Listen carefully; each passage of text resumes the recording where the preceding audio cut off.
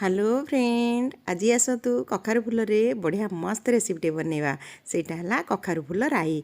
देखो मुझे कखारु फूल को भल भाव धोईकी चुन चुन कर काटी राई रे पकईवाई मु कखारु फूलर जो डिम्फटा ताकू काटिकी रखी दीटा छोट साइज आलू को काटिकी रखी।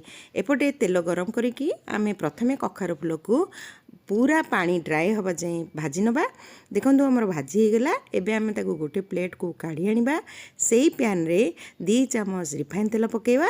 तेल गरम हो गले अल्प टिके सोरिष और जीरा भल भाव में फुटे नवा। जीरा फुटीगला परे गोटे पियाज को चुन चुन करी काटिकी पकेवा। पियाज अल्प टिके ब्राउन कलर हो गले आमे जो आलू आ कखारु जो फूलर डिम्फ को काटिकी रखिथिले ताकू पकेवा। ताकू भी मध्य गोटे मिनट ब्राउन कलर हवा जाए फ्राए करी नवा। जदि मो रेसिपी आपण मानको पसंद लगे ताहले लाइक एंड सब्सक्राइब निश्चय करेंगे। यही रेसिपी को निश्चय थरे ट्राए करेंगे। देखंतु आमर आलू भाजी होगा। तापर आम से अध चामच हलदी गुंड, गोटे चामच लंका गुंड, अल्प टिके धनिया पाउडर आ स्वाद अनुसार लुण पकेबा। भल भाव में मिक्स करी नवा। तापर मुझे सोरिष मसला ऐड कली। सोरिष जीरा रसुण आ कंचा लंका आपको मु पेस्ट बनै देथिली ताकू ऐड करिबा। भल भाव में मिक्स करिकी आमे ता धरे पानी दबा।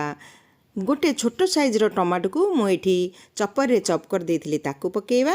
एबे ढाकुणी बंद करि दबा। आलू 50% सिजिबा जाए वेट करिबा।